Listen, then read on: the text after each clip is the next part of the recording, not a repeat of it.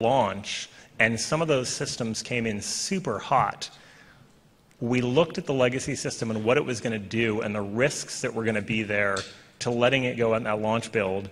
And one of the saddest things we ever had to do was pull it back and say, okay, too risky for launch. We've got the hooks in there. We want to make sure that people have the progress. But our favorite baby is going to have to wait. So the nice thing is, the wait's almost over. We're going here? We're going here? So the current state of the legacy system, it's a bar. You have a bar.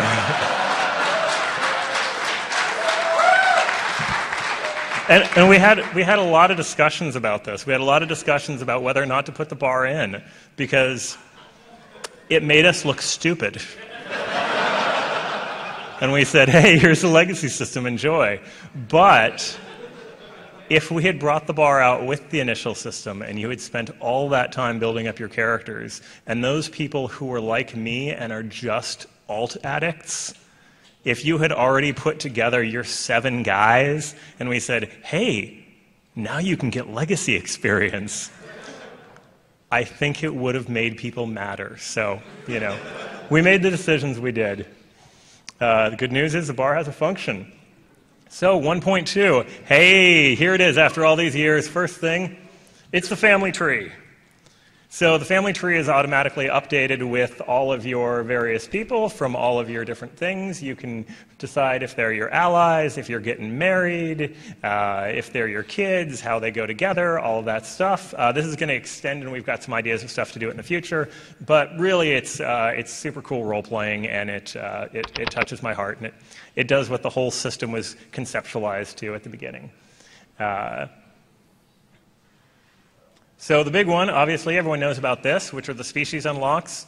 One of the things we really wanted to do was tie together that fantasy of people being places in the galaxy that you might not exactly expect them, right? My father was a Sith, but I am a Jedi. I know Luke's famous line was that he was a Jedi like his dad, but he doesn't even know that. So every species, when you go to level 50, you can unlock everywhere across the board. So you can say, hey, now it makes sense to me, like, the question of, hey, how did I get this pure blood Jedi? Well, that's how I did. I had my dad there, and I've got an elaborate story, and look, I'll put it on my website, and it'll have things from my family tree, and I'll explain it all to you. It'll be great. We got a role-playing session later. And there's this thing. This is a slide that Stephen built for me. So one of the questions comes up is, what about humans? I can already be a human everywhere. So humans gets presence stat. Obviously, presence is helping the power of your companion characters. So it gives you a nice presence stat across everything. So if you know you're going to be doing even more alting, having your human is nice for that one. One of the ones that only exists in some of them, but is a personal favorite that I was really surprised how good it turned out, is if you happen to play Cyborg, you may not have noticed in different places that many of the classes all have individual cyborg attachments. The troopers have their own, the agents have their own, the smuggler has a different set, etc. When you finish as a cyborg, you unlock all of them, so you unlock Uber Cyborg class. So then you can go in and do some pretty cool stuff with it. Oh, there it is. And that's not just true for the cyborg, but also, for example, the Twi'lek colors as well. Oh, yeah, that's a good point. So, yeah, you unlock Zabrak, you unlock every Zabrak, right? So you've got your Zabraks from the light side, your Zabraks from the dark side. You unlock Twi'leks, you unlock all Twi'leks. So now you can mix and match. You can take your Imperial sort of mean tiger stripes and put them on the good colors, et cetera, et cetera. So all the way across. It's pretty fun stuff. So global unlocks. So complete Chapter 2. Unlock a class emote. Okay, all right, we've got a cool class emote. And then all of your unlocks, these are all globals. So now everybody can use your class emote. You also unlock your class's buff, what we call the Uber buff. So I've already finished the Sith Warrior. Now, I've finished Chapter 2 for my Sith Warrior. Now I go back to my Bounty Hunter. Now when I cast Hunter's Boon on myself, I actually get the Sith Warrior buff as well.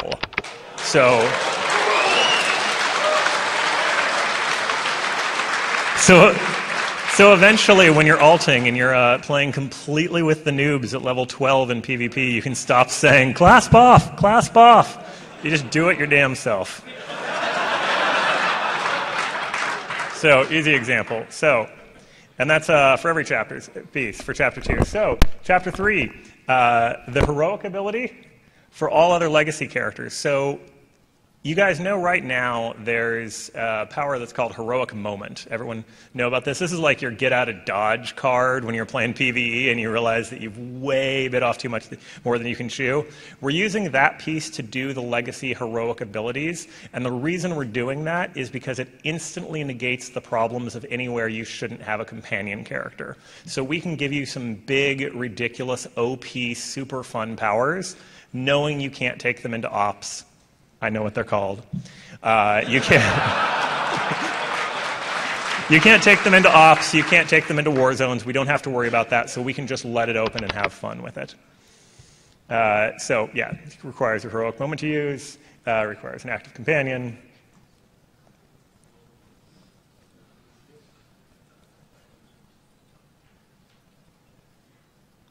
Right, so, pretty easy. I've finished the Sith Warrior, and I have finished the Sith Warrior because I knew this was coming. So now, on my extra people, I've actually got his heroic ability for everyone in my legacy. Everybody that I've got can force choke the hell out of people. Now, it's one of those discussions we had very early on this, when we talked about it, was, okay, this needs to look cool. I need to see the example. What else? And I believe this was James Olin that put in the, I want to punk a boss. That was his, so there are also a number of people in the realm of Flashpoint bosses and things, or bosses out in the world that you might not expect to be able to force choke, that you can force choke anyway. Heroic abilities are about showing off and being pretty ridiculous.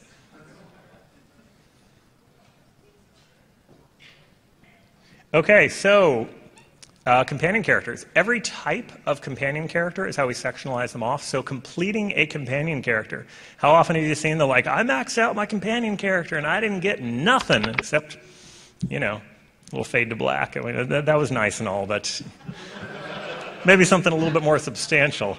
So when you complete a character for any one type, so ranged tank is a type, that is going to do a shorter cooldown for your heroic moment, so you can use them for more, and it is going to unlock a small stat boost. So collect them all, folks. For those people who are saying, oh, well, what if I'm not alting? Well, you probably still want to get into this, and we'll talk about something that'll make that less painful in a minute. And additional presence buff for each additional companion. So you say, hey, I've already unlocked... I've done Mako, so I've already got my healer one, but now I'm over here, and do I want to do Quinn? Yeah, I want to do Quinn, because he's actually going to give a presence buff to my entire legacy. So if you really want to go through every one of those companions and finish them out, we're going to give you rewards for all of it. So, more examples. Corso, everybody loves Corso. All right, let's be clear. That guy doesn't love Corso. So you finish him off as a ranged tank, you get a little bit of a stat bonus, you get your heroic moment cooldown, everything else goes a little bit better. If you do it again, additional presence buff. Continuing to play a smuggler, we do it again, same thing. Critical hit boost, these are just examples, so not necessarily the exact ones. And you unlock your presence buff. So global unlocks, alignment abilities. So there are cool abilities that come with being, I've maximized my dark side, I've maximized my light side, I've maximized my gray.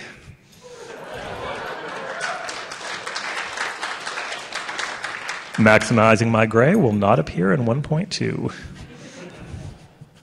Sorry, working on it. Unlocks the active abilities for all legacy characters. So this is another one that there's some cool rewards for. But not all the rewards are combat and kicking ass and doing cool things. We also wanted stuff that helped with the storytelling, pulled everything together. And there's Valor rank unlocks. Yeah, that was one of them. So Valor ranks unlocks, we had these sitting around for a long time. This is a personal passion of Mr. William Wallace on the team, was unarmed duels. So we went, oh, you can't change weapons in mid-combat. So we know if you start unarmed, you have to stay unarmed. So there are a series of unarmed moves, jabs and uppercuts and swings, and they do different stuns and their strategic value. And you can unlock them with Valor stuff, and you can go roll around and be a Street Fighter. Social rank unlocks. So social rank unlocks. This one showed up in a random article as like the only thing that was in 1.2. It was very strange. Was that you could dance with your companion. I guess they were very excited about it. It is true. There is a thing, unlocked dance your companion. The one I'm really excited about is there are RP packages that come with the emote packages. So there are several packages that you unlock through social stuff that will unlock a big group of role-playing emotes. So we went through the whole game and we found all the stuff that we'd done for storytelling, every place that you're pulling out data pads and scanning things and giving speeches and doing all this stuff that I can't name it because we're supposed to be anonymous, but let's say I'm in a ridiculously hardcore RP guild that I had to like audition and write essays and things for. Maybe you guys are here. You're insane. And we definitely notice how many tools are still missing there when you're trying to do a big scene. So they're coming. So really important, most rewards in Legacy can be purchased. So you people who are floating on 5 and 6 million credits, we know who you are. If you want to bust out day one and say, hey, I'd like some of that stuff now, and I don't really want to talk to all those companions because I don't care. Most of that stuff is purchasable.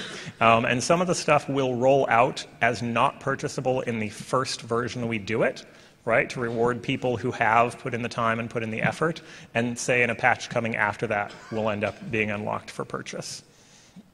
They're expensive, though. Your Sith Warrior, you unlock these things, and the moment 1.2 goes onto the servers, you will have these benefits unlocked. Yeah, so everyone clear with that. That's incredibly important. All of this, when 1.2 goes up, will go through your character, see what you've already done, and you'll unlock a ton of stuff. So, and also, you got a little bit of time if you really want to go finish a character out right now. So species unlocks, valor unlocks, social unlocks, Dark Knight, all that is unlockable by money as well, because we want to make sure that these things are still around for people who, maybe they're going to do one alt, maybe they're going to do two alts, but maybe so far what you guys have done is you've got one character and you've just been playing the hell out of that one character. Well, you've probably got a bunch of money, so you can do this without taking the alting route. Oh, there's more of them. Oh yeah, so cooldown reductions for the Emergency Fleet Pass and the Quick Travel Pass, for those of you who like to run around a lot. And this guy. Hold on. I should have just rolled right through that one. So that is not a free-form flight for a bounty hunter. I didn't even think about that until I saw your faces. So there is an advanced sprint that comes. It's sort of the level pass sprint. Let's talk about what's happening with sprint anyway, because that's done, right?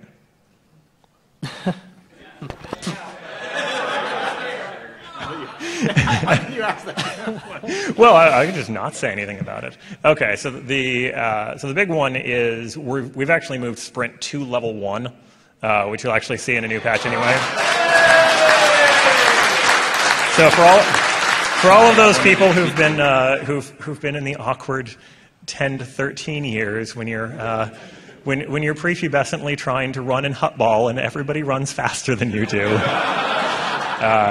But now we've got a new level of that, so these people will still run faster than you. If you're a bounty hunter, it's your jetpack. If you're anybody else, it's a actually very cool-looking prequel sort of rocket boots. So a little bit of Clone Wars action going on. It's a limited short thing. It looks cool. And there's a bunch of toys that come for that. We've also got a bunch of items for your ship. We started rolling out cool things that you can do in your ship.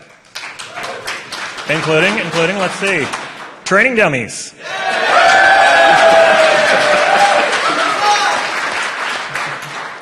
So, test your combat rotations. There is an operations dummy, And there is a Warzone dummy. And I think that Georg may have mentioned that you're going to have a log that you can pull all that information from now. So, what? Friendly dummy.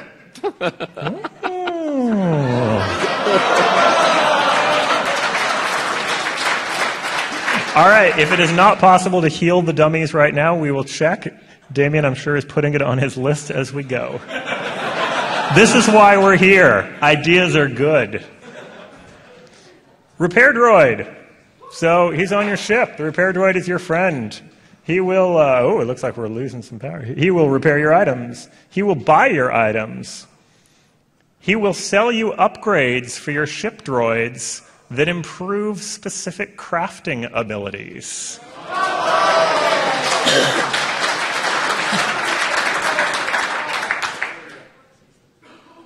Mailbox.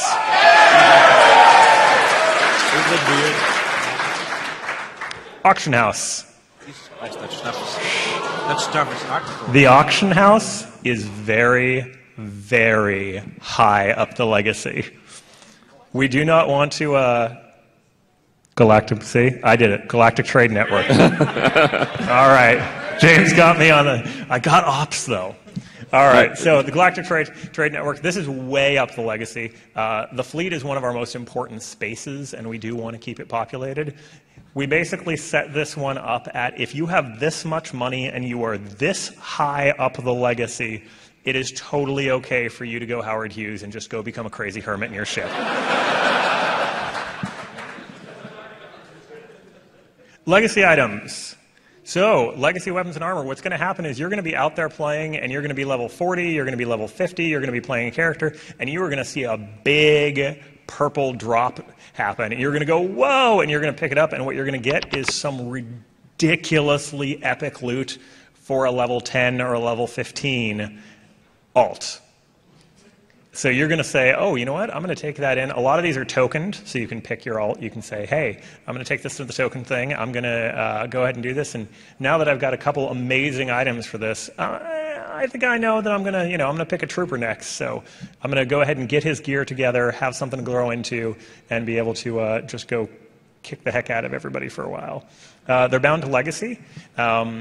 So one of the things about the legacy is you have full mailing options for bound to legacy stuff.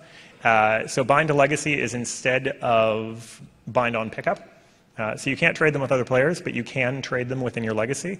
It is important, too, to note that you can actually send anything that you could normally send to players on your own faction to anybody in your legacy, which brings up a lot of trading interests. They do not scale. You'll eventually grow out of them, but you can be really, really fun for a while there. Legacy appearances. So there are unique orange items that are only unlockable by legacy levels, which can be used, and then you can parade around and show how cool you are. Future of legacy. What's on this? So character-specific rewards. Oh, this one. All right. So this does not sell this. So what's coming next? So the next step, everything we got here was global. All the stuff that happens right now this is stuff that happens for everyone. The next step is customizing your alt experience. The next step stuff you're gonna see rolling out is actually things where you can decide, hey, I just want a PvP for this guy, so I'm gonna go ahead and purchase a PvP experience points buff. And I'm gonna make sure that all the time I'm doing experience, I'm going to do this. You know what? I want my speeder license way before I get it now. I want to be zooming around on my. Who would like to move faster through Coruscant? Right? These are the kind of experiences we're going to get with that, which is totally different ways to customize your own gameplay through each one of your alts. And that's going to be the next chapter of Legacy. The big thing for Legacy is this is a core part of the Old Republic, and was always supposed to be. It is going to continue to come and develop. There's going to be huge rewards associated with it, and really exciting stuff. And you'll probably get to see, so 1.2, obviously, the first big one. 1.3 is the next big one. And then you'll continually see things feeding into the Legacy program all the way through the future. Yeah, like that. So it sounds exciting, doesn't it? All right, discussion topics. What do you think? What are you most excited about? We like that one. What is your biggest concerns? So, questions, commentary,